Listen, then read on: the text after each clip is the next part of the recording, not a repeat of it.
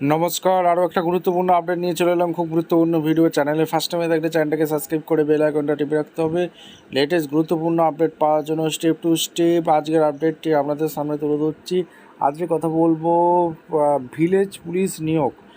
Village police নিয়োগ, থানায় থানায় নিয়োগ চলছে, পরীক্ষা ছাড়াই এখানে নিয়োগ, ফর্ম জমা নিচ্ছে। কীভাবে আবেদন করতে হবে সমস্ত কিছু বলবো। চ্যানেলে ফার্স্ট টাইমে থাকলে চ্যানেলটাকে সাবস্ক্রাইব করে বেল আইকনটা টিপে রাখতে হবে লেটেস্ট গুরুত্বপূর্ণ আপডেট পাওয়ার জন্য। স্টেপ টু স্টেপ আজকের আপডেটটি আপনাদের সামনে তুলে ধরছি। আচ্ছা, নোটিশটা পুরুলিয়া থেকে যে বিজ্ঞপ্তি প্রকাশিত হয়েছে, এটা পুরুলিয়া জেলা। দেখতে পাচ্ছেন এখানে বিভিন্ন থানায় নিয়োগ হচ্ছে, ঠিক আছে। আর সার্কুলার জারি করেছে 22/6/2026-এ। Form SP Purulia, memo number দেখতে পাচ্ছেন 18/2/26 থেকে যেটা হয়েছে।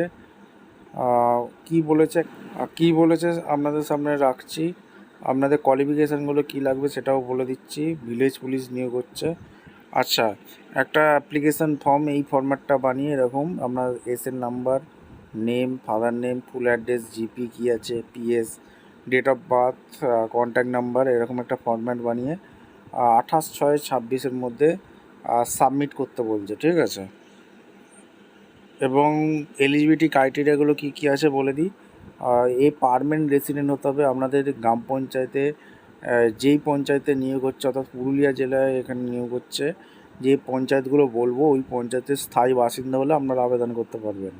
এডুকেশান কোয়ালিফিকেশান আপনাদের অবশ্যই 10 পাস হয়ে থাকতে হবে, মাধ্যমিক 10 পাস হয়ে থাকতে হবে।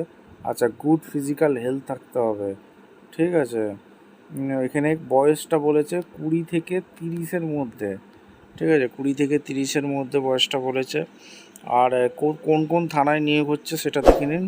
কতগুলো কি শূন্যপদ আছে। থানায় থানায় নিয়োগ চালু হয়ে গেল ভিলেজ পুলিশ পোস্টে, ঠিক আছে। পুরুলিয়া এমপিএস, ঠিক আছে। থানার নামটা এখানে দেওয়া আছে। আচ্ছা, আপনি যদি এই যে গ্রাম পঞ্চায়েতটা হয়ে থাকেন, এই গ্রাম পঞ্চায়েতের স্থায়ী বাসিন্দা হয়ে থাকেন, তাহলে এই যে পুরুলিয়া এমপিএস, এই থানায় আপনাকে জমা করতে হবে। 3টে এই থানায় ভ্যাকেন্সি আছে।